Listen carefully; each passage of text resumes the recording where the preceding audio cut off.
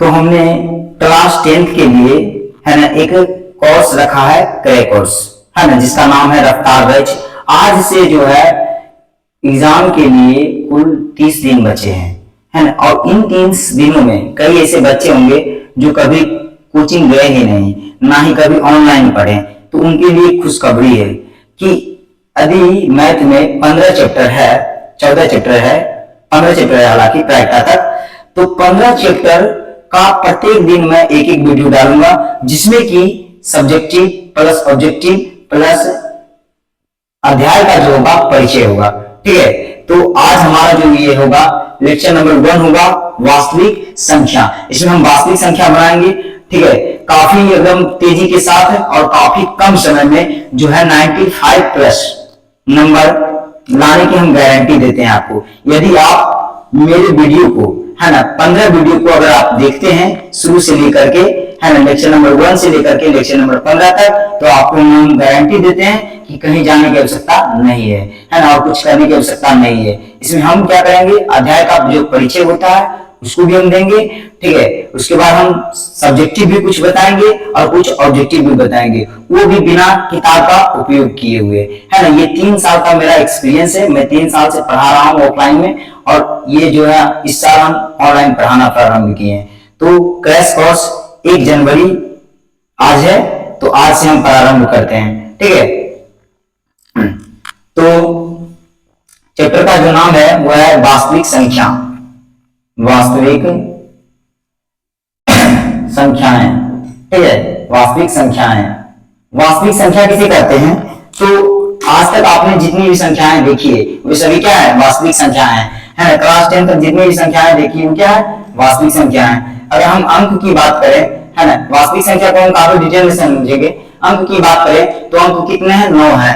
0 1 2 3 4 5 6 7 8 और 9 है। और इन्हीं अंकों की सहायता से क्या बनता है, संख्या बन पाता है। जैसे यदि हम 0 और 5 को ले लें, है ना, 0 और 5 को ले लें, तो 5 को पहले लिखेंगे, 0 को बाद में लिखेंगे, क्या होगा, 50 बनेगा।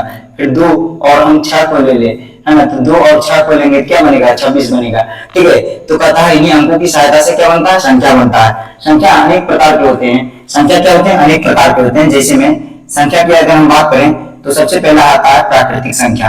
प्राकृतिक संख्या है ना, प्राकृतिक संख्या। प्राकृतिक संख्या क्या है, तो आज तक हम जितने भी गिनतियां आए हैं, है ना, गिनती कहां से शुरू होता है, 1 से लेकर के अनंत तक, तो जितनी भी गिनती की सारी संख्या वो सब क्या होंगे, प्राकृतिक संख्या होंगे। इसे हम n से बिलोंग करते हैं, लिख सकते हैं n बिलोंग्स टू 1, 2, 3, कहां तक, अनंत तक। मतलब आज तक जितना भी संख्या गिनते हैं वो सभी क्या है, प्राकृतिक संख्या है। उसके बाद हम बात करते हैं पूर्ण संख्या के बारे में, है ना। किसके बारे में बात करते हैं, पूर्ण संख्या। पूर्ण संख्या क्या है, तो पूर्ण संख्या मतलब पूरा हो गया संख्या, है ना। उसमें क्या कमी है, यदि आपके पास कुछ नहीं तो क्या है, शून्य है ना, कोई क्रम नहीं है, आपके पास एक भी क्रम नहीं है तो शून्य क्रम है, कहेंगे ना, तो शून्य को इसमें शामिल कर देना है। लिखेंगे W बिलोंग्स टू, क्या लिखेंगे, W बिलोंग्स टू क्या हो जाएगा, 0 1 2 3 डॉट डॉट डॉट अनंत तक। इसको हम कहते हैं नेचुरल नंबर, इसको हम क्या कहते हैं, होल नंबर कहते हैं। चलो ठीक है, पूर्णांक संख्या, पूर्ण संख्या। उसके बाद हम बात करेंगे पूर्णांक संख्या, है ना, जिसको हम कहते हैं इंटीजर नंबर, पूर्णांक संख्या, ठीक है। ये जरूरी नहीं है इंग्लिश जानना, ठीक है, ये क्रैश कोर्स है। तो पूर्णांक संख्या किसे कहते हैं, तो कहता शून्य धनात्मक तथा ऋणात्मक संख्या के समूह को हम क्या कहते हैं, पूर्णांक संख्या कहते हैं, है ना। क्या कहते हैं, शून्य धनात्मक, शून्य है ना, धनात्मक और ऋणात्मक एक ले लिए, कॉमा धनात्मक और ऋणात्मक क्या ले लिए, 2 लिए, है ना, धनात्मक और ऋणात्मक क्या ले लिए, 3 ले लिए, अनंत तक, ठीक है। इसको हम इस प्रकार से भी दिखा दे सकते हैं, पूर्णांक संख्या को संख्या रेखा के रूप में, ठीक है। कैसे दिखा सकते हैं, तो इस प्रकार से दिखा सकते हैं, है ना। ये हो गया हमारा शून्य और ये हो गया 1, ये हो गया 1 2 3 4, ठीक है, डॉट डॉट कहां तक, अनंत तक, 1 2 3 4 डॉट डॉट अनंत तक, है ना। और जो भी पूर्णांक संख्या होंगे वो क्या कराएंगे, प्राकृतिक संख्या, जो भी पूर्णांक संख्या होंगे वो क्या कराएंगे, परिमेय संख्या कराएंगे, क्या कराएंगे, परिमेय संख्या कराएंगे, ठीक है। उसके बाद जो है हम जानेंगे, उसके बाद हम जानेंगे रूट संख्या के बारे में, है, रूट संख्या। रूट मतलब उठा हुआ है, अभाज्य संख्या जिसको हम कहते हैं, अभाज्य संख्या, है, रूट संख्या, अभाज्य संख्या, ठीक है, अभाज्य संख्या, ठीक है। अभाज्य संख्या क्या है, तो जो संख्या 1 से कटे, स्वयं से कटे और किसी अन्य संख्या से ना कटे, है ना। जो संख्या 1 से कटे, स्वयं से कटे और किसी अन्य संख्या से ना कटे। जैसे में क्या है, 2 एक से कटेगा और स्वयं से कटेगा और किसी अन्य संख्या से विभाजित नहीं होगा। मतलब इसकी गुणनखंड, इसके कितने गुणनखंड है, तो इसके दो मात्र गुणनखंड है। कौन कौन गुणनखंड है, तो 2 और 1 है ना। इसका यदि हम 2 का अभाज्य गुणनखंड करें तो 2 into 1 कितना हो जाएगा, 2 into 1, मतलब इसके कितने गुणनखंड है, 2 गुणनखंड है और इसके 2 गुणनखंड है। तो 2 क्या है, सबसे छोटी समअभाज्य संख्या है। 2 क्या है, सबसे छोटी समअभाज्य संख्या है 2, है ना। उसके बाद कितना है, 3 क्या अभाज्य संख्या है जो 1 से कटेगा, स्वयं से कटेगा और किसी अन्य संख्या से नहीं कटेगा।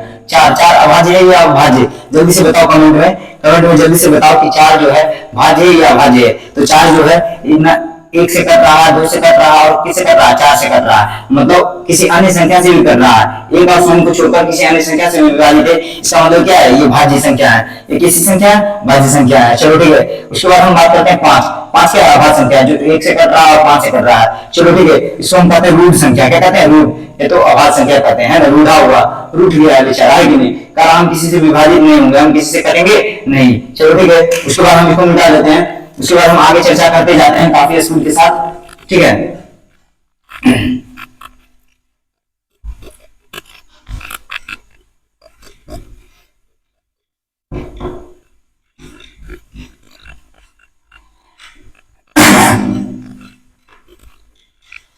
उसके बाद हम बात करेंगे भाज्य संख्या के बारे में। किसके बारे में, भाज्य संख्या।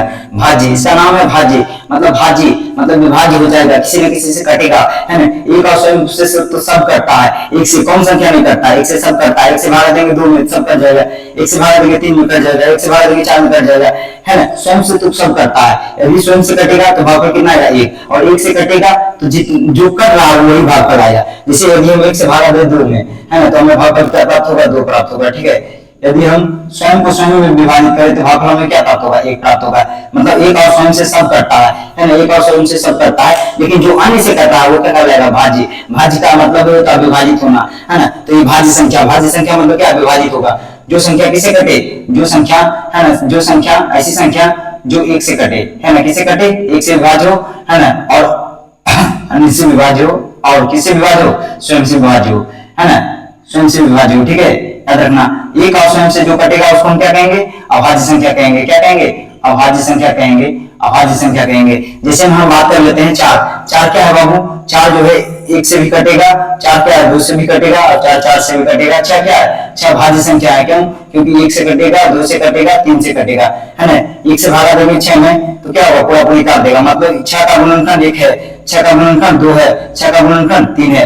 मतलब अभाज्य संख्या में क्या होता है, 2 से अधिक गुणनखंड होते हैं। कितने गुणनखंड होते हैं, 2 से अधिक गुणनखंड होते हैं। जैसे हम 6 का गुणनखंड करें, अभाज्य गुणनखंड 2 into 3 3 into 1 आएगा, है कि नहीं। मतलब 6 का अभाज्य गुणनखंड क्या है, 2 into 3 into 1 आया, 1 गुणनखंड, 2 गुणनखंड, 3 गुणनखंड, मतलब 2 से अधिक गुणनखंड है तो क्या कहलाएंगे, भाज्य संख्या कहलाएंगे। चलो ठीक है, उसके बाद हम बात करते हैं आगे, उसके बाद हम बात करते हैं सम संख्या के बारे में, है ना। उसके बाद हम बात करते हैं सम संख्या। तो सम संख्या किसे कहते हैं, थोड़ा सा मिटाते चलते हैं, है ना, ऊपर में लिखेंगे तो ज्यादा समझ में आएगा।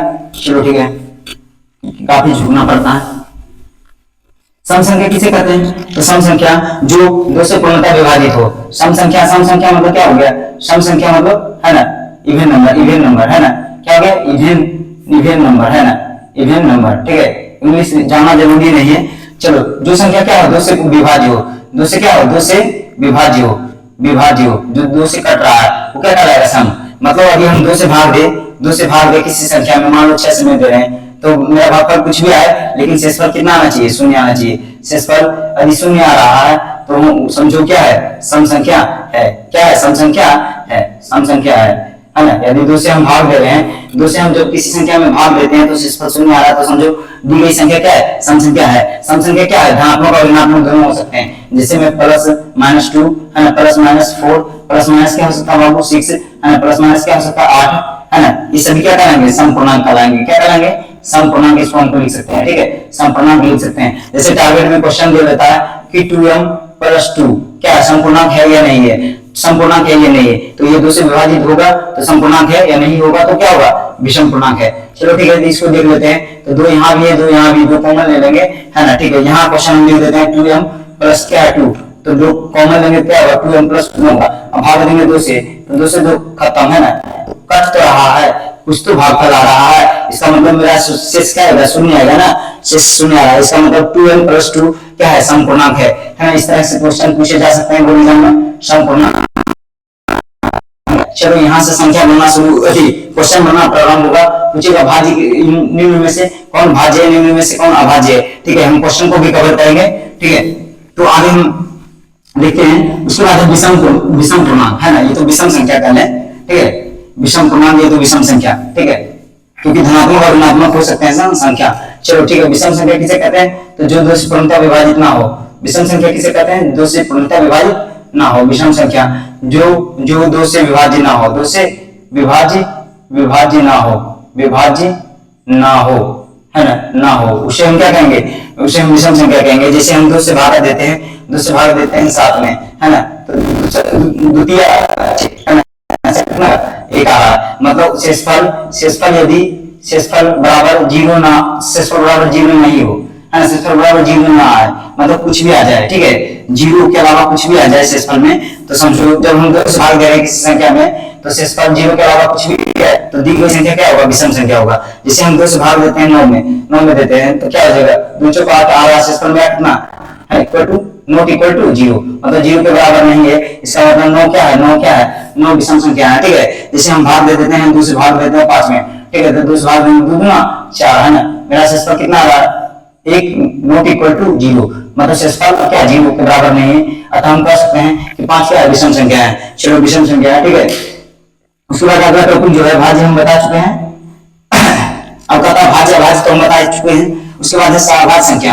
सहअभाज्य संख्या किसे कहते हैं, तो इसके नाम में ही पता चला, सहअभाज्य है ना। सह मतलब क्या होता है, साथ है ना, सहयोगी है ना, सहयोगी मतलब क्या होता है, जैसे सहयोगी, तो आप हमारे साथ हैं तभी तो आप हमें सहयोग दे रहे हैं, तभी तो आप हमें मदद दे रहे हैं। उसी प्रकार से सहअभाज्य मतलब है ना, सह मतलब साथ है ना, अभाज्य मतलब अभाज्य संख्या, ठीक है। इसके नाम में ही छिपा हुआ है सहअभाज्य संख्या, है ना। तो कहता कि अभाज्य संख्याओं का ऐसा जोड़ा है ना, दो अभाज्य संख्या जिनका मासा कितना हो, जिनका मासा इक्वल टू क्या हो, 1 हो, मासा कितना है, 1 है। जैसे में 5 7 क्या है, दोनों अभाज्य संख्या है, और इन दोनों का मासा कितना आएगा, 1 आएगा, है ना। 7 और हम बात कर लेते हैं, 7 कहते हैं, सॉरी 11 और कौन हो सकता है, 13 है ना। इन दोनों का मासा कितना आएगा, 1 आएगा। आप निकाल कर देख सकते हैं। जैसे हम 5 से भागा दें 7 में, है ना, मासा निकालने का प्रयास करें तो कितना बार में लगेगा, 1 बार में लगेगा, कितना आएगा, 2 आएगा, है ना। 2 से भागा देंगे हम, कितना 5 में 2 दूना 4 आएगा, और 1 आएगा, 1 से भागा देंगे 2 में, है ना, कट जाएगा। ये भाग विधि द्वारा हम क्या निकाल दिए, मासा निकाल दिए, ठीक है। भाग विधि द्वारा क्या निकाले, मासा निकाले। मासा तो मालूम होगा सबको, ठीक है, बेसिक चीजें बहुत ज्यादा नीचे का है, ठीक है। उसके बाद 11 से हम भागा देते हैं 13 में, 11 से भागा देंगे 13 में, तो 1 बार में लगेगा, कितना आएगा, 11 आएगा। 2 से भागा देंगे हम 10 में, 11 में देंगे, कितना आएगा, 2 बचे 10, ठीक है, 2 बचे 10, 1 आ जाएगा। 1 से भागा देंगे हम 2 में, क्या कर जाएगा, ठीक है। तो ये हो गया, क्या हो गया, ये दोनों सहअभाज्य संख्या कहलाएंगे, ये दोनों भी क्या कहलाएंगे, सहअभाज्य संख्या कहलाएंगे, ठीक है। उसके बाद हम आगे बढ़ते हैं, उसके बाद ये है परिमेय संख्या, है ना। उसके बाद क्या है, परिमेय संख्या, जिसे हम क्यों से सूचित करते हैं, परिमेय संख्या को, ठीक है। किससे सूचित करते हैं, क्यों से सूचित करते हैं। ये जानना बिल्कुल जरूरी है बोर्ड एग्जाम के लिए, ठीक है। यदि आप क्रैश कोर्स में है तो जानना जरूरी नहीं, एग्जाम पर्पस से अगर पढ़ रहे हैं तो, ठीक है। चलो परिमेय संख्या किसे कहते हैं, तो परिमेय संख्या जो संख्या किसके रूप में हो, p by q के रूप में हो, p बटे q के रूप में, जैसे 2/5 है ना। और यहाँ पर कहता है कि p by q के रूप में तो हो, लेकिन q नॉट इक्वल टू क्या हो, 0 हो, मतलब नीचे 0 नहीं होना चाहिए। जैसे हम लिख देते हैं 3/0, तो क्या कहलाएगा, ये क्या कहलाएगा, अपरिभाषित, मतलब गणित में इसकी कोई परिभाषा नहीं है, ठीक है, अपरिभाषित, अनडिफाइंड, ठीक है। तो कहता है जो संख्या p बटे q के रूप में हो, अंश बटे हर के रूप में हो, है। ऊपर वाले को हम क्या कहेंगे, अंश कहेंगे, और नीचे वाले को हम क्या कहेंगे, नीचे वाले को हम हर कहेंगे, है। ऊपर वाले को हम क्या कहेंगे, अंश कहेंगे, नीचे वाले को हम क्या कहेंगे, हर कहेंगे। जो संख्या p बटे q के रूप में उसे हम क्या कहेंगे, परिमेय संख्या कहेंगे। और जितने भी पूर्णांक संख्या है, जैसे हम लिख लेते हैं पूर्णांक संख्या क्या है बाबू, 0 1 2, है ना, 1 2 3 डॉट डॉट अनंत तक, ठीक है। फिर क्या, -1 -2 -3, ठीक है, अनंत तक। तो ये क्या हो गया, ऋणात्मक, ये क्या हो गया, धनात्मक, और ये क्या हो गया, 0। इसके नीचे हम लिख लेते हैं 1 1 1 1 1, किसी भी संख्या के नीचे अगर हम 1 लिखते हैं तो कोई फर्क नहीं पड़ता, 1 से हम भागा देंगे उसी संख्या में तो वही संख्या आएगा। जैसे हम 1 से भागा देंगे 3 में, तो हमें भागफल क्या आएगा, 3 ही प्राप्त होगा ना, तो कोई फर्क पड़ेगा नहीं पड़ेगा। चलो ठीक है, पी ऊपर वाला क्या कहलाएगा पी, नीचे वाला क्या कहलाएगा क्यू, है ना।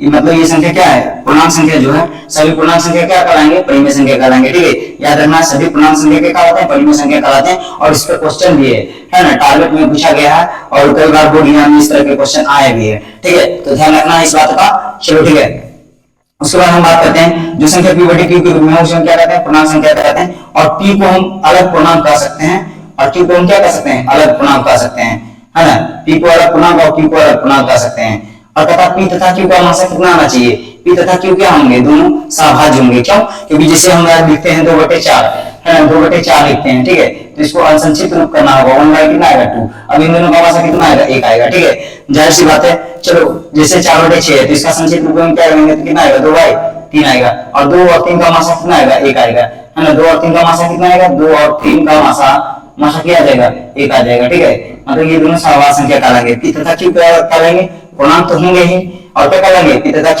सहभाज्य भी कहलाएंगे। p तथा q क्या कहलाएंगे, सहभाज्य कहलाएंगे। क्या कहलाएंगे, सहभाज्य कहलाएंगे। ठीक है, तो ध्यान देना है, बस कॉन्सेप्ट पर ध्यान देते जाना और समझते जाना है। ठीक है, क्वेश्चन को भी हम कवर करने का प्रयास करेंगे। ठीक है, 1 घंटे का क्लास है टोटल। चलो परिमेय हो गया, आपका था अपरिमेय संख्या। अपरिमेय संख्या किसे कहते हैं, तो जो संख्या p बाय q के रूप में ना हो, जो अंश बटे हर के रूप में ना हो, है ना, जिसको अंश बटे हर के रूप में हम नहीं लिख सकते हैं। ठीक है, जिसे हम बटे के रूप में नहीं लिख सकते हैं। तो याद रखना किन किन संख्याओं को जो हम बटे के रूप में नहीं लिख सकते हैं, हम डायरेक्ट वे में बताएंगे। हम कोई परिभाषा नहीं याद करने की कोई आवश्यकता नहीं, डायरेक्ट आप क्वेश्चन को देखिएगा और आंसर लगाइएगा। ठीक है, डायरेक्ट जो है क्वेश्चन को आप देखिएगा और आंसर लगाइएगा, इसमें कोई दिक्कत नहीं होगा। तथा अपरिमेय संख्या, अपरिमेय संख्या जो p बाय q के रूप में ना हो, जो p बटे q के रूप में ना हो, p बटे q के रूप में कौन कौन नहीं हो सकता, जैसे e√3 है, ये पूर्ण वर्गमूल नहीं है। क्या है, पूर्ण वर्गमूल नहीं है, पूर्ण वर्गमूल, है ना, पूर्ण वर्गमूल इसका ज्ञात नहीं हो सकता, ये किसी का पूर्ण वर्गमूल नहीं हो सकता है ना, इसका वर्गमूल नहीं निकाला जा सकता है। ठीक है, तो ये किसी का वर्गमूल नहीं हो सकता है ना, किसी का वर्गमूल नहीं हो सकता है। इसका वर्गमूल जो है संभव नहीं है निकालना, है ना, इसका वर्गमूल निकालना संभव नहीं है। तो ये क्या पूर्ण वर्गमूल नहीं है, नहीं है, पूर्ण वर्गमूल नहीं है। ठीक है, इसका, ठीक है, तो पूर्ण वर्गमूल नहीं है, तो इसको हम p बटे q के रूप में नहीं लिख सकते हैं, है ना। क्या कहा गया था, p तथा q क्या होना चाहिए, पूर्णांक संख्या होना चाहिए। ठीक है, तो p ऊपर वाला क्या आ जाएगा, ये अंडर रूट में आ रहा है, मतलब अपरिमेय हो रहा है। ठीक है, चलो ठीक है, याद रखना अपरिमेय, अपरिमेय हो रहा है, ये तो बात सही है। और अपरिमेय के अंदर कौन कौन आएंगे, जो पूर्ण वर्गमूल नहीं होंगे और जो क्या होंगे, अशांत अनावर्ती होंगे, है ना, अशांत अनावर्ती होंगे। परिमेय के अंदर कौन कौन आएगा, जिनका लिख देते हैं, परिमेय के अंदर पूर्ण वर्गमूल, वर्गमूल, पूर्ण वर्गमूल ज्ञात संभव ना हो, संभव नहीं हो, वो क्या कहलाएंगे, अपरिमेय कहलाएंगे। ठीक है, और हम बता देते हैं, जैसे हम बात करते हैं √3, ठीक है, √5, √4 परिमेय होगा। क्यों, क्योंकि इसका पूर्ण वर्गमूल क्या होगा, 2 होगा, है ना। 2 का वर्ग कितना होता है, 4, √4 का वर्गमूल, √4 का वर्गमूल कितना होगा, 2 होगा। ठीक है, इसका मतलब ही होता है वर्गमूल। ठीक है, चलो हो गया ना, तो ये बात समझ में आ रहा। और अपरिमेय कौन होंगे, तो होंगे अशांत अनावर्ती। कौन होंगे, अशांत अनावर्ती। अशांत अनावर्ती क्या है सर जी, है ना, शांत अशांत को हम पढ़ेंगे तो अच्छे तरीके से समझ लेंगे, है ना, अशांत अनावर्ती। ठीक है, ध्यान देते जाना है, थोड़ा सा बताने में जो जल्दीबाजी के कारण हम कुछ उल्टा सीधा बोल सकते हैं। ठीक है, तो थोड़ा सा गौर करना है बातों को। ठीक है, कुछ मिस्टेक भी हो सकता है बोलने में, और फिर हम उसको सुधार कर बोलेंगे। जैसे देखो 9.6668753 2 1 1 मतलब दशमलव के बाद क्या हो, सेम संख्या में आकर के अलग अलग संख्या है, भिन्न भिन्न संख्या है, और क्या है, वो अनंत तक जाए, है ना। अशांत मतलब क्या, बेचारा अशांत है, जीवन में उसके जीवन में कोई शांति नहीं है ना, वो रुका हुआ नहीं है। और अनावर्ती है, अनावर्ती, आवर्ती, आवर्ती मतलब क्या होता है, दोहराना, एक ही चीज को दोहराना, 6 6 6 6 6, है ना, 6 6 6 6 आते रहता तो क्या कहता है, आवर्ती। नहीं आ रहा 6 6, अलग अलग संख्या है, 6 6 यहाँ तक आया था, लेकिन अलग उसके बाद क्या बदलना प्रारंभ कर दिया, क्या कहलाएगा, अनावर्ती। और याद रखना कि जिसका पूर्ण वर्गमूल ज्ञात संभव ना हो, वो क्या करेंगे, अपरिमेय कराएंगे। मतलब जैसे अंडर रूट में दिखे और उसका हम पूर्ण वर्गमूल ज्ञात नहीं कर सकते हैं, अंडर रूट में दिखे तो क्या कराएंगे, अपरिमेय। और जो इस तरह से दिखे, जो इस तरह से दिखे वो क्या कराएंगे, अपरिमेय कराएंगे। ठीक है, तो ये 2 ही संख्या जो है अपरिमेय कहलाते हैं। ठीक है, और जो रूट में होंगे, जैसे 2 + √3, 2 + √3 तो क्या है, ये अपरिमेय संख्या कहलाएंगे। अपरिमेय में हम परिमेय जोड़ देंगे तो भी हमें क्या मिलेगा, अपरिमेय ही मिलेगा। ठीक है, याद रखना, अपरिमेय में परिमेय को जोड़े, चाहे हम अपरिमेय में अपरिमेय को जोड़े, है ना। जैसे देख लो √3 √5 प्लस √3, तो ये क्या कहलाएंगे, अपरिमेय संख्या कहलाएंगे। ठीक है, और याद रखना कि परिमेय को परिमेय में जोड़ेंगे, परिमेय को परिमेय में जोड़ेंगे तो हमें क्या मिलेगा, परिमेय मिलेगा। ठीक है, परिमेय को परिमेय में जोड़ेंगे तो परिमेय मिलेगा, हमेशा याद रखना। ठीक है, ये बात हो गया। चलो जैसे 2 - √3 क्या होगा, अपरिमेय होगा, है ना। 1/√3 क्या होगा, अपरिमेय होगा। ठीक है, तो इस बातों का ध्यान रखना है। ठीक है, क्वेश्चन हम कवर करने का प्रयास करेंगे। ठीक है, उसमें हम बताएंगे काफी डिटेल के साथ।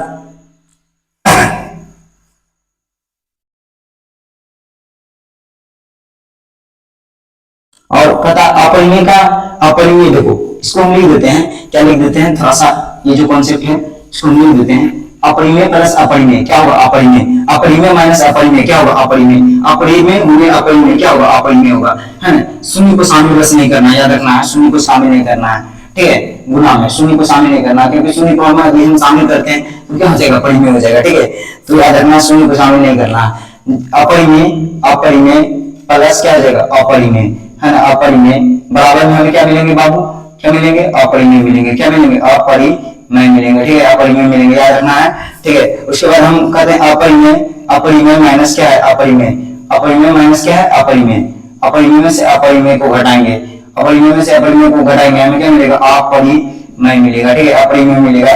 ठीक है, अपरिमेय में से अपरिमेय को गुना करेंगे, अपरिमेय में से अपरिमेय को क्या करेंगे, गुना करेंगे, गुना करेंगे। अपरिमेय में से अपरिमेय को क्या करेंगे, गुना करेंगे, तो हमें क्या मिलेगा, अपरिमेय मिलेगा, अपरिमेय मिलेगा। ठीक है, अपरिमेय मिलेगा। जैसे जैसे अपरिमेय की जगह हम अगर दिन ले लें, है ना। अपरिमेय 0 क्या है, परिमेय है, तो इसको तो लेना नहीं है। ठीक है, याद रखना, तो अपरिमेय में से अपरिमेय गुना करेंगे तो अपरिमेय ही मिलेगा। ठीक है, ये चीज परिमेय में होता है, उसको हम बाद में समझाएंगे। तो जैसे देखो √3 × √5, तो हमें क्या मिलेगा, √15 मिलेगा। ठीक है, ये गुना हो जाता है जाती जाती में, है ना। और यहाँ पर जैसे 2√3 प्लस क्या है, 2 रूट है, तो मान लेते हैं 3 रूट है 5, 3√3 है, तो ये क्या हो जाएगा, ये दोनों सेम है तो बाहर बाहर जुटेगा। सेम नहीं रहेगा क्या करना है, इसका अभाज्य गुणनखंड करके जोड़ना बाद में, है। ठीक है, तो बाहर बाहर में जोड़ने कितना होगा, 5√3 हो जाएगा। ठीक है, और जैसे मान लो रह जाता क्या रहता है, 2√3 प्लस क्या रह जाता, 5 रूट कितना रह जाता, 27। तो हम क्या करते हैं, 2√3 प्लस, है ना, क्या लिखते हैं, 27। और 9 किसका वर्ग है बताओ, 3 का है, तो √3 प्लस क्या हो जाता है, ये बाहर आ जाता है ना। इसके बाद 3 आ जाता, 15 और रूट क्या हो जाता, 3। और 15 में 2 जोड़ेंगे कितना होगा, 17√3। ठीक है, तो ये रूट का जो घटाव गुना है, ये तो काफी ज्यादा बेसिक है। अगर ये नहीं समझ में आता तो हमारे चैनल पर, है ना, बेसिक मैथ की जो अवधारणा है, बेसिक मैथ जो है वो उसके ऊपर वीडियो बनाया गया है। ठीक है, तो उसको जाकर देखना, उसको जाकर समझना। ठीक है, चलो अब हम बात करते हैं वास्तविक संख्या। वास्तविक संख्या किसे कहते हैं, तो वही तो बोले अभी तक में, आप जितने भी संख्या को देखेंगे, है ना, जितनी भी संख्या को देख पाए वो सभी क्या थे, वास्तविक संख्या थे, है ना। अभी तक में जितना भी हम बोर्ड पे लिखे थे, जितना भी आप संख्या देखे वो सभी क्या है, वास्तविक संख्या है। ठीक है, याद रखना है, वास्तविक संख्या। परिमेय, अपरिमेय, परिमेय और अपरिमेय को हम क्या कहेंगे, वास्तविक संख्या कहेंगे। याद रखना, परिमेय और अपरिमेय को हम क्या कहेंगे, वास्तविक संख्या कहेंगे। ठीक है, और यहाँ पर जो है पूरा ऑब्जेक्टिव सब्जेक्टिव बताया जाएगा, कहीं जाने की आवश्यकता नहीं है। ठीक है, ध्यान रखना है, यहाँ पर जो है पूरा ऑब्जेक्टिव सब्जेक्टिव बताया जाएगा, कहीं जाने की आवश्यकता नहीं है, ये ध्यान रखना है ये बात। ठीक है, चलो वास्तविक संख्या, वास्तविक संख्या किसे कहते हैं, तो वास्तविक संख्या का मतलब हुआ रियल नंबर, है ना, रियल, जो वास्तव में है, जो आज तक हम देख पाए, जो काल्पनिक नहीं है, जिसे हम समझ सकते हैं, जिसे हम बुझ सकते हैं, है ना, जिसका हम उपयोग कर सकते हैं, जिसे हम व्यवहार में ला सकते हैं, वो क्या करेंगे, वास्तविक संख्या कहलाएंगे। मतलब परिमेय प्लस अपरिमेय, है ना, मिलाकर के क्या बनेगा, वास्तविक संख्या बनेगा, है ना। परिमेय और अपरिमेय को हम शामिल कर देते हैं, तो क्या कहते हैं, उसे हम वास्तविक संख्या कहते हैं। ठीक है, याद रखना, वास्तविक संख्या कहते हैं। ठीक, और ये क्या कहलाएंगे, देखो जैसे ये अंडर है ना -2, तो ये क्या कहलाएंगे, अवास्तविक संख्या। ये हो गया अवास्तविक संख्या, ये सब बाद में हम पढ़ते हैं। ठीक है, क्लास 11 में पढ़ते हैं, यहाँ पर जाने की कोई आवश्यकता नहीं। जैसे हम इस तरह से लिख सकते हैं, ये क्या कहलाएंगे, वास्तविक। इसके बाहर माइनस हो सकता है लेकिन इसके अंदर माइनस नहीं हो सकता, ये क्या कहलाएंगे, वास्तविक संख्या कहलाएंगे। यदि अंदर माइनस हो जाएगा क्या कहलाएगा, अवास्तविक, मतलब काल्पनिक संख्या, है ना, कल्पना मात्र किया गया है। क्या किया गया, कल्पना मात्र किया गया है। ठीक, चलो ठीक है, उसके बाद हम बात करते हैं एलसीएम और एचसीएफ की बात करेंगे, है ना, एलसीएम और एचसीएफ की बात करेंगे। ठीक है, एलसीएम और एचसीएफ, एलसीएम और एचसीएफ की बात करेंगे। ठीक है, एलसीएम और एचसीएफ, एलसीएम और एचसीएफ। जैसे क्या ध्यान रखना है, एलसीएम है ना, एलसीएम, ठीक है, और हम बात करेंगे एचसीएफ की, ठीक है, एचसीएफ। तो एलसीएम और एचसीएफ तो निकालना सब जानते होंगे, है ना, इन दोनों के बीच में कहीं ना कहीं संबंध है दो संख्याओं को लेकर के। जैसे हम बताते हैं, यहाँ पर जो है कम समय है तो हम काफी डिटेल में ना बात करते हुए हम काफी शॉर्ट नोट में बात करते हैं। हालांकि हम इसके ऊपर जो है ना एलसीएम और एचसीएफ के ऊपर काफी लंबा चौड़ा वीडियो बना सकते हैं, वो हमारे चैनल पर आप जाकर देख सकते हैं, वास्तविक संख्या के, है ना, वास्तविक संख्याएं क्लास 10th, है ना। तो ये जो है एलसीएम, मान लेते हैं हम दो संख्या लेते हैं, 8 और 16 लेते हैं, ठीक है। ये तो 8 और कितना ले लेते हैं, 6 ले लेते हैं, ठीक है। हमारे पास दो संख्या है, इसका नाम रखते हैं पहली संख्या, इसका नाम क्या रखते हैं, पहली संख्या रखते हैं, ठीक है। यहाँ पर कुछ घटना को हम समझेंगे, पहली संख्या, इसका नाम क्या रखते हैं, दूसरी संख्या रखते हैं, ठीक है, दूसरी संख्या रखते हैं, ठीक है। तो पहली संख्या ये हो गया, दूसरी संख्या ये हो गया, ठीक है। तो पहली संख्या और दूसरी संख्या का हम क्या निकाल लेते हैं, लासा निकाल लेते हैं एक बार, है ना, लासा निकालते हैं, कितना आएगा, 2 4, कितना आ जाएगा 3, है ना। और दो से भागा लगेगा, नहीं लगेगा आप ना, तो कितना हो जाएगा, 2 गुणे 4 गुणे कितना हो जाएगा बाबू, 3 हो जाएगा, ठीक है। 4 गुना 8 आती है 24, मतलब कितना आया, लासा 24 आया, है ना। लासा कितना है बाबू, 24 आया, लासा कितना है, 24 आया, ठीक है। अब हम मासा निकालते हैं, 6 से भागा देंगे, 6 से भागा देंगे कितना में, 8 में देंगे, ठीक है। तो 6 गुना करते हैं, 6 कम 6, कितना आ जाएगा, 2 से भागा देंगे कितना में, 6 में, है ना, द्वितीय 6, है ना। ये 0 आ गया शेष पर, तो यही क्या होगा, मासा, है ना। मासा क्या हो जाएगा हमारा, 2, मासा कितना हो जाएगा, 2, ठीक है, और मासा 2 होगा। अच्छा, हम क्या चाहते हैं कि दोनों को हम गुना कर दें, तो कितना होगा, अच्छा 48, अच्छा कितना 48। इसका मतलब क्या समझ में आया कि पहली संख्या गुने दूसरी संख्या को हम गुना करते हैं और उसके लासा और मासा को गुना करते हैं, दी गई संख्या को, तो दोनों क्या आएगा, बराबर आ जाए। मतलब पहली संख्या गुने दूसरी संख्या बराबर क्या हो गया, लासा गुने मासा, कुल मिलाकर के सूत्र निकला, ठीक है। तो ये याद रखना है, ये याद रखना है, क्या याद रखना है, याद रखने की बातें हैं कि पहली संख्या गुने दूसरी संख्या बराबर क्या होता है, मासा होता है। पहली संख्या गुने दूसरी संख्या बराबर क्या होता है, मासा होता है। याद रखना है, पहली संख्या अब गुने दूसरी संख्या बराबर क्या होता है, दूसरी संख्या बराबर क्या होता है, तो लासा है ना, लासा गुने क्या होगा, मासा होगा, है ना। ऐसा गुने क्या हो जाएगा, मासा होगा। जैसे हमें 8 तो मालूम हो, है ना, 16 मालूम हो, और हो सकता है कि हमें लासा ना मालूम हो, है ना, लासा क्या होगा मालूम ना हो, ठीक है, यहाँ पर गायब रहे, और मासा में मालूम हो 2, तो हमें इसे लासा ज्ञात करना है, क्या करना होगा, लासा ज्ञात करना है, गुना में 2 हो जाएगा तो भागा में, ठीक है। तो 8 × 16 बटे क्या हो जाएगा, 2 हो जाएगा, है ना। कितना आ जाएगा, लासा, है ना, कितना आ जाएगा बाबू, लासा, है ना, लासा काटने में कितना हो जाएगा, 4, 16 चौक 4 हो गया। ओ यहाँ पर क्वेश्चन गलत है, यहाँ पर कितना था, 6 ना था, हाँ, तो यहाँ दे देंगे हम 6, ठीक है। अब काट दिए, अब कितना गुना करेंगे, कितना आएगा हमें, 24 मिलेगा, क्या मिलेगा, 24, और उसमें लासा मेरा कितना था, 24 था, ठीक है। यहाँ पर लिख देते हैं सब चीज। हमारा पहली संख्या क्या है, पहली संख्या क्या है बाबू, पहली संख्या, कहीं पर ए बी भी लिखा है, पहली संख्या ए, दूसरी संख्या बी, ठीक है, याद रखना।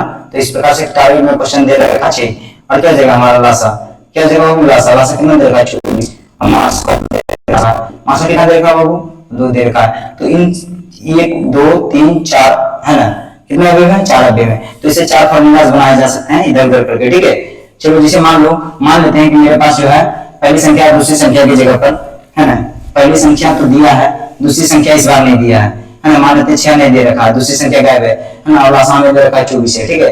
तो हम दूसरी संख्या को कैसे ज्ञात करेंगे, तो दूसरी संख्या, तो जिसको ज्ञात करना है उसको एक ही अकेला छोड़ना है, बाकी उसके साथ जो भी दिखे उसको, है ना, बाएं तरफ दिखे तो उसको बाएं तरफ भेजो, बाएं तरफ दिखे तो उसको दाएं तरफ भेजो। तो आप क्या है, इधर दिख रहा है, ठीक है, किस तो बाएं ओर दिख रहा है तो उसको दाएं ओर भेजो, गुना में 2 दे जाएगा तो भागा में, ठीक है। तो दूसरी संख्या बराबर क्या हो जाएगा बाबू, 24 बटे कितना हो जाएगा, 8, काटेंगे कितना होगा, 4, काटेंगे कितना होगा, 6, बताओ, दूसरी संख्या में मालूम चल गया ना, 6, ठीक है। तो इस प्रकार के क्वेश्चन रहेंगे, ठीक है, ध्यान देना है, ठीक। चलो, उसके बाद हम आगे बढ़ते हैं, कहता है एल्गोरिथम। एल्गोरिथम क्या है, तो एल्गोरिथम की सहायता से हम किसी समस्या को हल करते हैं, है ना। एल्गोरिथम क्या है, तो एल्गोरिथम की सहायता से किसी समस्या को हम क्या करते हैं, हल करते हैं, ठीक है। और उसके बाद है एल्गोरिथम के बाद है प्रमेयिका। प्रमेयिका क्या है, तो प्रमेयिका की सहायता से हम क्या करते हैं, प्रमेयिका एक सत्य कथन है जिसकी सहायता से हम अन्य कथन को हम साबित करते हैं, सिद्ध करते हैं, ठीक है, याद रखना। चलो, ठीक है, एल्गोरिथम है ना, एल्गोरिथम, ठीक है, 2 शब्द यहाँ पर है, और दूसरा शब्द जो है प्रमेयिका। तो एल्गोरिथम क्या है, एल्गोरिथम जो है एक कथन मात्र है है ना, कथन है। कैसा कथन है? जो पहले से क्या है बाबू, सत्य है, जिसे साबित करने की जरूरत नहीं है, इसे साबित करने की जरूरत नहीं है। परमेका क्या है बाबू? परमेका जो है, ओहो सॉरी उल्टा लिख दी है। एल्गोरिथम क्या है? एक विधि है, एक नियम है क्या है? एक विधि है, विधि है, क्या है? विधि है। और इस विधि द्वारा हम क्या करते हैं? किसी समस्या का क्या करते हैं? हल करते हैं। किसी समस्या का क्या करते हैं? हल करते हैं, ठीक है, हल करते हैं। परमेका क्या है? तो परमेका एक कथन है। कैसा कथन है? तो पहले से सत्य कथन है, इसे साबित करने की कोई जरूरत नहीं है। और इसकी सहायता से, है ना, एल्गोरिथम की सहायता से, है ना, एल्गोरिथम की सहायता से हम परिमेय को सिद्ध करते हैं। क्या करते हैं? परिमेय को सिद्ध करते हैं, ठीक है। किसी भी परिमेय को हम क्या करते हैं? सिद्ध करते हैं, है ना, किसकी सहायता से?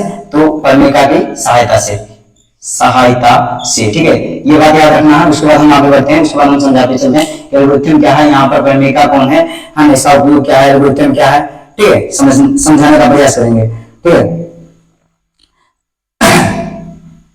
तो यहाँ पर हम लिखेंगे, उसके बाद हम लिखेंगे कि यूक्लिड विभाजन प्रमेय यूक्लिड विभाजन प्रमेय यूक्लिड विभाजन प्रमेय को हम समझाने का प्रयास करेंगे, ठीक है। यूक्लिड विभाजन प्रमेय क्या है, उसको हम समझाने का प्रयास करेंगे, ठीक है। यूक्लिड विभाजन प्रमेय यूक्लिड विभाजन प्रमेय जैसे यहाँ पर मान लो हम किसी संख्या से किसी संख्या में भाग देते हैं, 2 से 7 में भाग देते हैं, ठीक है। तो हमारे पास क्या है? मान लेते हैं 2 संख्या है, कौन है? ए और बी है। कौन है? ए और बी है। इसको मान लेते हैं, हम ए पहली संख्या, क्योंकि इसी में भाग देना है ना, इससे देना है, तो जिससे देना उसको मान लेते हैं बी, ठीक है। और जो हमें भागफल आ रहा है 2 से भाग देंगे 7 में, वो क्या जाएगा मेरा क्यू क्वोशिएंट है ना, तो 2 से भाग देंगे 7 में कितना आएगा? 2 तिया 6, ठीक है। और जो शेषफल आ रहा है बाबू, शेषफल कितना आ रहा? 1 आ रहा है, और क्या कहलाएगा? आर, क्या कहलाएगा? आर, और ये क्या कहलाएगा? क्यू, है ना। तो अभी हम देखें, यदि हम क्या करना देखें, यदि हमें 7 लाना है, ठीक है, और हम जिससे भागा दे रहे हैं और जिसमें जितना भागफल रहा है और उसको जोड़ दें तो हमें लगता है 7 में मिल जाएगा। देखो कैसे, जैसे भाज्य, इसको बीच वाले को हम क्या कहते हैं? भाज्य कहते हैं। बीच वाले को हम क्या कहते हैं? भाज्य कहते हैं, ठीक है, याद रखना।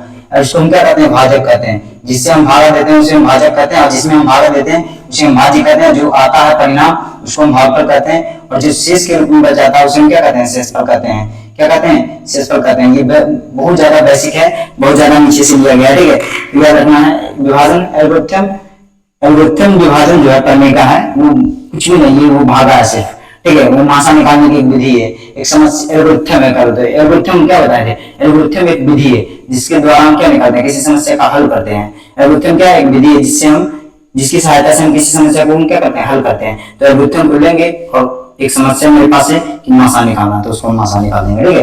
तो याद रखना, तो यहाँ पर क्या है बाबू? हमें 7 प्राप्त करना, भाज्य प्राप्त करना है। तो भाजक मतलब कितना? भाजक मतलब कितना बाबू?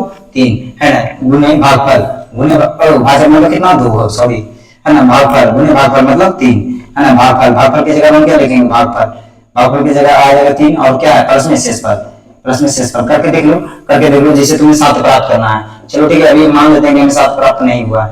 भाजक कितना है बाबू? भाजक कितना है? 2 है। चलो 2 है, इंटू भागफल कितना है? भागफल कितना है? 3 है, प्लस से कर दो, 3 गुना 6 एक साथ, है ना। हमें क्या मिला? 7 मिला, है ना। क्या मिला? 7 मिला, है ना। क्या मिला? 7 मिला। तो हम कह सकते हैं कि भाज्य बराबर भाजक गुने भागफल प्लस शेषफल है, ठीक है। तो इसी की जगह पर हम इसी के जगह पर जो है हम एक संक्षिप्त नाम को पुट करते हैं ना, संक्षिप्त नाम को पुट करते हैं, ठीक है। संक्षिप्त नाम में मेरा क्या है? भाज्य का नाम, संक्षिप्त नाम क्या हम रखें? ए रखें, पहली संख्या, ठीक है। और भाजक को हम क्या रखें? दूसरी संख्या, है ना। जो परिणाम है उसको हम क्या कहते हैं? क्वोशिएंट कहते हैं, है ना। आर को हम क्या कहते हैं? रिमाइंडर कहते हैं, शेषफल कहते हैं। तो कुल मिलाकर क्या हुआ? ए बराबर बी क्यू प्लस आर हुआ। ए बराबर क्या हुआ? बी क्यू प्लस आर हुआ। और यही क्या है? विभाजन एल्गोरिथम करने का है, ठीक है। इससे हम मासा निकालेंगे, देखते जाना है कैसे मासा निकालेंगे। सबसे पहले समझना है कि ए बराबर बी क्यू प्लस क्या है बाबू? आर है, ये ध्यान रखना है, ठीक है। भाज्य बराबर भाजक गुने भागफल प्लस शेषफल है। जैसे हम देख सकते हैं 3 गुना 6 और प्लस 1 करेंगे, क्या मिल जाएगा? हमें 7 मिल जाएगा, ठीक है। तो यहाँ पर कितने अवयव है? 1 2 3 4। तो जितने किसी भी सूत्र में जितने अवयव होंगे उससे उतने फॉर्मूलाज निकाले जा सकते हैं, उतने सूत्र निकाले जा सकते हैं, है। याद रखना, ए बराबर क्या होता है? बी क्यू प्लस आर होता है। ए बराबर क्या होता है? B Q plus R. यहाँ पर कहा जा रहा है, यहाँ पर कहा जा रहा है कि यहाँ पर मेरे पास 2 संख्या है ना, मेरे पास 2 संख्या है ना। इसका जो परिभाषा होगा कुछ इस प्रकार से होगा, यहाँ पर हम लिख लेते हैं, ठीक है, कहीं पर जगह बनाते हुए। यहाँ पर कहा था कि ए भी एक संख्या है ना। क्या संख्या है? उसके लिए क्यू तथा आर विद्यमान है ना, जो अद्वितीय होगा। ए और बी अगर ए और बी क्या है निश्चित है, तो उसके लिए क्यू और आर क्या होगा, अद्वितीय होगा, अकेला होगा। जैसे हम बात करते हैं 2 और 7 के लिए, हमेशा भागफल कितना आएगा, 3 और शेषफल कितना आएगा, हमेशा आर ही आएगा। ठीक है, जब ये बी ये हो और ये 7 हो, ये कितना हो 7 हो, तब कितना आएगा भागफल हमें बाबू 3, शेषफल कितना आएगा 1, हमेशा अद्वितीय। अद्वितीय मतलब जो अकेला हो। तो यहाँ पर कहता है विभाजन एल्गोरिथम प्रमेय कहता है कि संख्या a तथा b, यदि संख्या a तथा b है ना, कहता है यदि पूर्णांक संख्या a तथा b है ना, संख्या जो होता है पूर्णांक संख्या होता है, ठीक है, उदाहरण के ऋणात्मक हो सकते हैं। तो कहता है यदि a तथा b पूर्णांक संख्या के लिए, a तथा b पूर्णांक संख्या के लिए q तथा r अद्वितीय विद्यमान है ना, कहता है यदि पूर्णांक संख्या a तथा b के लिए है ना अद्वितीय संख्या q तथा r विद्यमान है, q तथा r क्या है विद्यमान है, तो क्या कहलाएगा, क्या कहलाएगा, विभाजन एल्गोरिथम प्रमेय का कहलाएगा। क्या कहलाएगा, विभाजन एल्गोरिथम प्रमेय का कहलाएगा, है ना। और यहाँ पे एक घटना को और हम देखेंगे, क्या घटना देखेंगे, है ना। अभी तक तो हम विभाजन एल्गोरिथम प्रमेय का ला चुके हैं। ये बराबर क्या होगा, bq प्लस r होगा, हमेशा याद रखना है। ये बराबर क्या होगा, bq प्लस r होगा, ठीक है, ये बराबर bq प्लस r होगा, ठीक है, इसको समझते जाना है। ये बराबर क्या होगा, bq प्लस r होगा। शायद लगता है शांत प्रशांत जो है छूट गया है ना, उसको भी हम कवर कर लेंगे, ठीक है, शांत प्रशांत छूटा हुआ है थोड़ा सा, उसको भी हम कवर करेंगे, ठीक है। पहले हम इसको बता देते हैं। चलो देखो, जैसे हम ए से भाग दे रहे हैं, सॉरी बी से हम भाग देते हैं, किस में देते हैं, ए में, तो हमें क्या मिलेगा, क्यू मिलेगा, और शेषफल के रूप में हमें क्या मिलेगा, आर मिलेगा।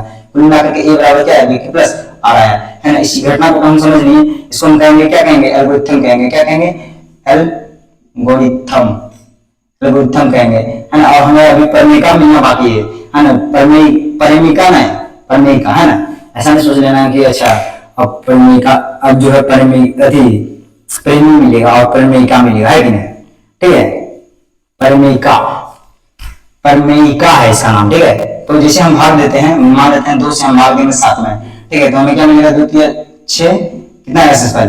तो एक बात देखिएगा कि शेषफल जो है हमेशा कितना है, 2 से छोटा होता है ना। शेषफल मतलब r है ना, ये क्या है बाबू, b। तो इसका मतलब हम कह सकते हैं कि अगर पूर्ण रूप से कर लिया तो शेषफल क्या आएगा, 0 आएगा। चलो ठीक है, तो हम कह सकते हैं कि r जो है कभी कभी 0 के बराबर हो सकता है, r जो है क्या हो सकता है, हो सकता है 0 के बराबर हो सकता है, ठीक है। यह तो अभी क्या हो रहा है, तो 0 से बड़ा है एक, तो ये भी हो सकता है कि 0 से बड़ा हो जाए r, है ना। और r से बड़ा हमेशा कौन होगा, b होगा, r से बड़ा होगा। जब e बड़ा मान लो यहाँ पर आता 6, तो अभी और लगता, जब तक ये छोटा नहीं हो जाता तब तक भागा हम देते रहते हैं ना, ठीक है। तो याद रखना कि r से बड़ा कौन होगा, b होगा। तो ये हुआ, ये क्या हो गया, हमें मिल गया प्रमेयिका, है ना, परिमेयिका मिल गया, है कि नहीं, प्रमेयिका, ठीक है। ऐसा नहीं लिख देना एग्जाम में, प्रमेयिका, ठीक है ना, ये नहीं लिखना है, प्रमेयिका लिखना, क्या लिखना, प्रमेयिका, ठीक है। चलो, तो ये हो गया। इसी की सहायता से हम क्या निकालेंगे, मात्रा निकालेंगे, क्या निकालेंगे, मात्रा निकालेंगे, ठीक है। तो 2 क्वेश्चन हम करते हैं, ठीक है, इसके ऊपर, उसके बाद हम आगे बढ़ेंगे।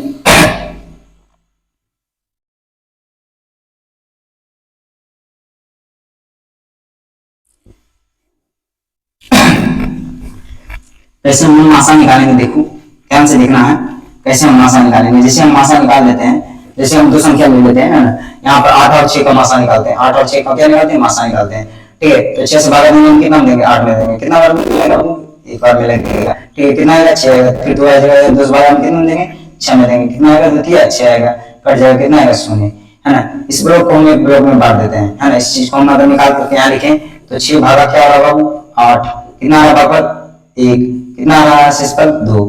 चलो ठीक है, और इस ब्लॉक को हम अलग बांट देते हैं, तो ये दूसरा चरण हो जाएगा, चरण नंबर 1, है ना, टेकला चरण 1, ठीक है, टेकला चरण 1। और ये क्या होगा, टेकला चरण 2, ठीक है, टेकला चरण नहीं, चरण नंबर 1, चरण नंबर 2, ठीक है।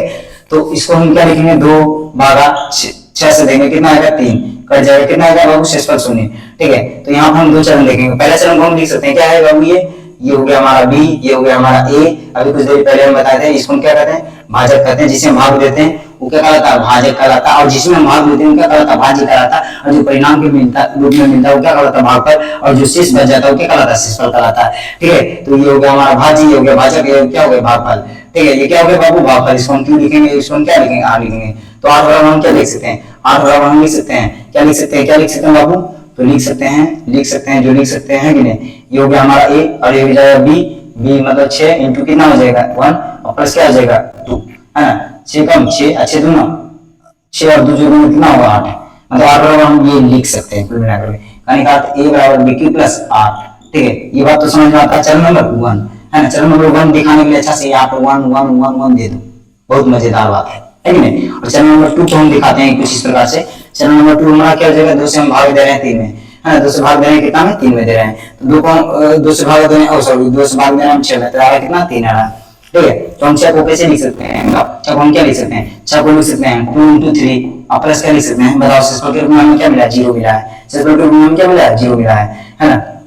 तो हम इसको इस चरण को हम क्या कहेंगे, 2 कहेंगे, टकला चरण 2 हम लिख सकते हैं a2 है ना, bq और क्या लिखेंगे b2 और क्या लिखेंगे q2 प्लस क्या लिखेंगे r2 लिखेंगे। ठीक है, और ये हो जाएगा हमारा चरण नंबर 2 हो जाएगा। और जिस चरण का r जो है, जिस चरण का r क्या हो 0 हो, उसी चरण का b क्या होगा, है ना, लिखेंगे चूंकि r इक्वल टू 0 है, r इक्वल टू क्या होगा 0, तो इसीलिए b इक्वल टू क्या हो जाएगा मासा, यानी b क्या हो जाएगा मासा, मतलब जिस चरण में r का मान क्या हो 0 हो, उसी चरण का b क्या कहलाएगा, मासा कहलाएगा।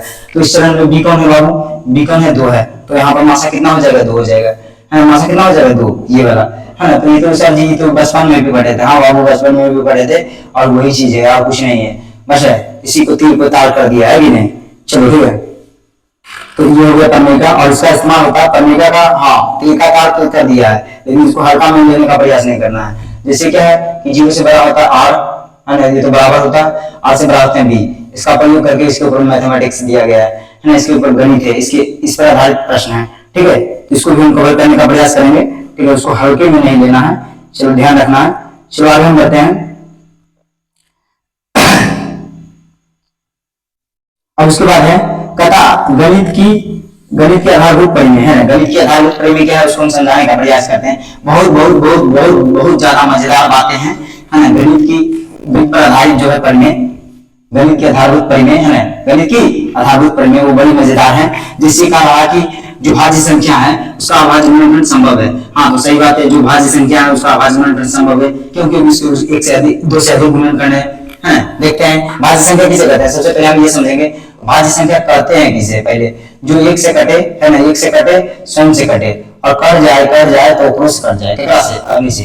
ठीक है, चलो अभाज्य संख्या किसे कहते हैं, अभाज्य संख्या जो 1 से कटे, है ना, किसे कटे बाबू 1 से कटे। अभाज्य संख्या किसे कहते हैं, जो 1 से कटे, है ना, जो 1 से कटे और किसे कटे स्वयं से कटे, है ना, जो 1 से कटे और किसे कटे स्वयं से कटे, है ना, उसे हम क्या कहते हैं, अभाज्य संख्या कहते हैं। और यहाँ पर हमें समझना क्या समझना, तो गणित की आधारभूत, है ना, गणित आधारभूत परिमेय, है ना, गणित आधारभूत परिमेय, इसका नाम क्या है बाबू, तो है अंकगणित की आधारभूत परिमेय, है ना, अंकगणित की आधारभूत परिमेय, अंकगणित की आधारभूत परिमेय, आधारभूत परिमेय, है ना, भूत प्रेत परिमेय। ठीक है, चलो तो गणित की आधारभूत परिमेय को हम समझेंगे।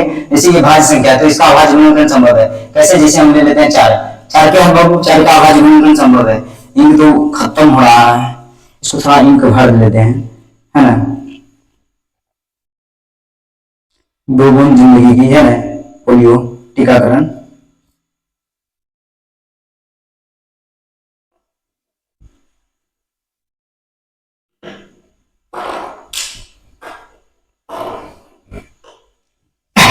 चलो तो क्या है, जैसे 4 हमारे पास क्या है बाबू, 4 क्या है भाज्य है, तो भाज्य जब है तो है, सिंपल सी बात है, जो 1 से कट रहा है और किससे कट रहा है, 2 से कट रहा है और किससे कट रहा है, अन्य से कट रहा है, मतलब अन्य तो ये हो गया और स्वयं तो ये हो गया, है ना, 1 से कटे स्वयं से कटे और अन्य से कटे, उसे हम क्या कहते हैं, अभाज्य संख्या कहते हैं। क्या कहते हैं, अभाज्य संख्या कहते हैं। इसका मतलब 4 का अभाज्य गुणनखंड संभव है। अभाज्य गुणनखंड का मतलब क्या है, जैसे देखो इसको ऐसे कर दिए, है ना, 2 से भाग दिए, 2 से भाग दिए 4 में, हमें क्या भाग पड़ा है 2, फिर 2 से भाग दिए 2 में, कितना है भाग पड़ा 1, ये कहलाएगा अभाज्य गुणनखंड। इसका मतलब क्या हुआ, जैसे देखो अब इसको हम क्या लिख सकते हैं, 2 into 2 into 2। अब देखो इसमें सब कितना है, ये क्या है अभाज्य संख्या है, ये क्या है अभाज्य संख्या है, ये क्या है अभाज्य संख्या है, इसीलिए इसका नाम रखा है अभाज्य गुणनखंड। मतलब कहने का अर्थ है कि जो संख्या भाज्य है उसको अभाज्य गुणनखंड के रूप में लिखा जा सकता है, अभाज्य गुणनखंड के रूप में लिखा जा सकता है। अभाज्य गुणनखंड का मतलब क्या हुआ कि अभाज्य संख्या को गुणा के रूप में लिख दें, है ना, अभाज्य संख्या को क्या लिख दें, गुणा के रूप में। किस, तो ये क्या है अभाज्य, ये क्या है अभाज्य, अभाज्य तो अभाज्य गुणनखंड के रूप में, मतलब अभाज्य संख्या को टुकड़ा टुकड़ा में यदि हम गुना करते हैं तो क्या है कि वो हमें प्राप्त क्या होगा, भाज्य संख्या। जैसे हम कर देंगे 2 × 3, तो बाबू इससे जो भी संख्या बनेगा कहीं ना कहीं वो संख्या क्या 2 से भी कटेगा और 3 से भी कटेगा। लो 2 और 3 दोनों से कट रहा है, एक और से कट भी करेगा। तो जाहिर सी बात है कि जिसको भी जो भी भाज्य संख्या उसको होगा उसको हम अभाज्य गुणनखंड के रूप में लिख सकते हैं, है ना। जो भी भाज्य संख्या होगा उसको अभाज्य गुणनखंड के रूप में लिख सकते हैं। जैसे हम बात करते हैं 27 की, 27 क्या बाबू भाज्य है, तो 27 का अभाज्य गुणनखंड करेंगे कितना आएगा बताओ तो, है ना। 2 बार में करने लगेगा, 3 बार में लगेगा, 27 3 बार में लगेगा, 3 बार में लगेगा, 3 बार में लगेगा, है तो लिख सकते हैं 3 × 3 × 3, है ना। 3 क्या है, खुद भाज्य है ना। जबकि टुकड़ा किसका है, भाज्य का है, लेकिन आया क्या है, अभाज्य। तो भाज्य को टुकड़ा टुकड़ा करेंगे तो बेचारा वो अभाज्य बन जाएगा, है नहीं। जैसे मछली का जो होता है बड़ा फिश, उसको हम काटते हैं तो क्या बन जाता है, फिश, है ना। मछली जो होता है पूरा एक हिस्सा उसको हम काटेंगे तो फिश के रूप में मिल जाएगा। उसी तो भाज्य को हम करेंगे कि अभाज्य गुणनखंड के रूप में लिखा जाएगा, और जो भी एक संख्या होगा क्या होगा, अभाज्य होगा। अब देखो एक बात को समझना है कि जो भाज्य संख्या होगा उसको हम ऐसे लिख सकते हैं, तो जाहिर सी बात है जो ऐसे होगा वो भाज्य का नहीं होगा। अरे जिसके पास जो गरीब है उसके पास झुग्गी झोपड़ी है, तो जिसके पास झुग्गी झोपड़ी वो गरीब है, सिंपल सी बात है। तो हम कह सकते हैं हाँ तो यही हो गया, है ना, कि जो जिसको हम अभाज्य गुणनखंड के रूप में लिख रहे हैं क्या कहलाएगा, भाज्य संख्या कहलाएगा। क्या कहलाएगा, भाज्य संख्या। जैसे हम लिख देते हैं 2 × 5 × 3, है ना। इससे जो प्राप्त होने संख्या वो क्या कहलाएंगे, भाज्य कहलाएंगे। कैसे, 5 × 10, 10 × 30, 30 किससे नहीं कट रहा बताओ, 1 से कट रहा, 3 से कट रहा, 10 से कट रहा, छोटा कहेंगे इतना से कट रहा, सबसे तो कट ही रहा है। तो सबसे जब कट रहा है तो ये क्या कहलाएगा, भाज्य कहलाएगा। मतलब जिस संख्या को अभाज्य गुणनखंड के रूप में लिखा जा रहा है वो क्या कहलाएगा, भाज्य कहलाएगा। ठीक है, याद रखना, ठीक। चलो तो इसमें जो है बहुत सारे परिमेय कवर हो गए। चलो उसके बाद है परिमेय जो है 1.3 है, उसको भी हम कवर करने का प्रयास करते हैं, ठीक।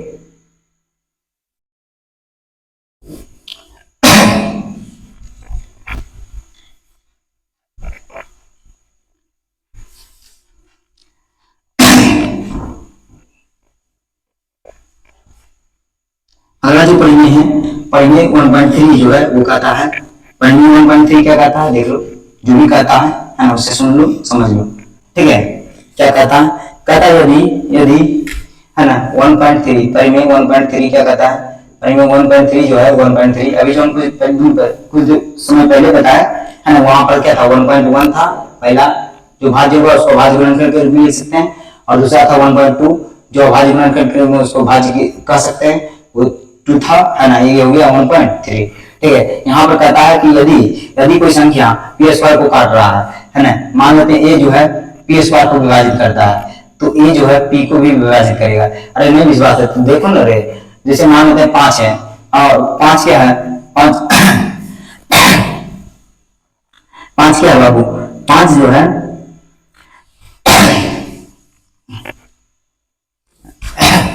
मान लेते हैं इस तरह से, अरे किताब में लिखने का कुछ भी लिख देता है ना। p जो है मान लेते हैं a² को विभाजित कर रहा है, ऐसा कोई दिक्कत नहीं है, a p² को विभाजित कर रहा है, कुछ भी लिख सकते हैं, a b c d, उसे कोई दिक्कत नहीं है।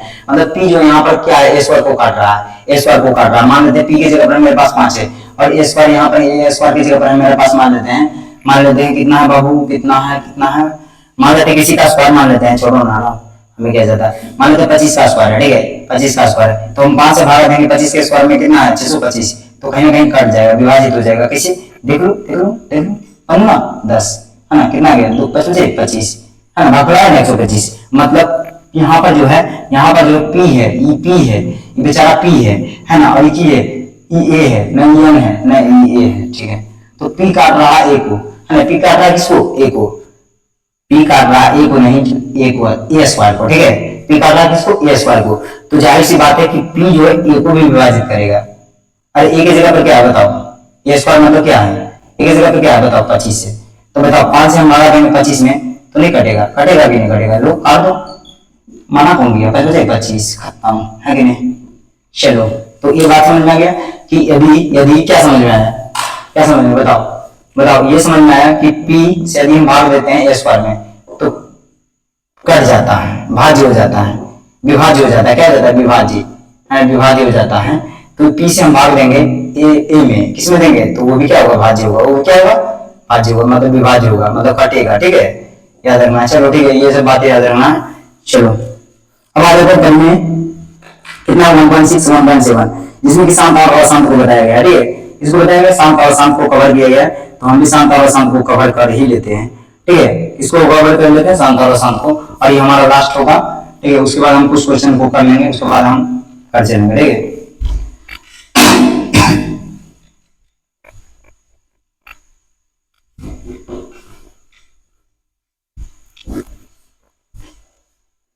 देखो 1.6 है, और उसके बाद क्या है 1.6 है, परिमेय क्या है 1.6, परिमेय 1.6 है, ठीक है, और परिमेय जो है 1.7 है, ठीक है। हमें ये समझना होगा परिमेय 1.6 1.7 कहता है कि शांत और अशांत है ना।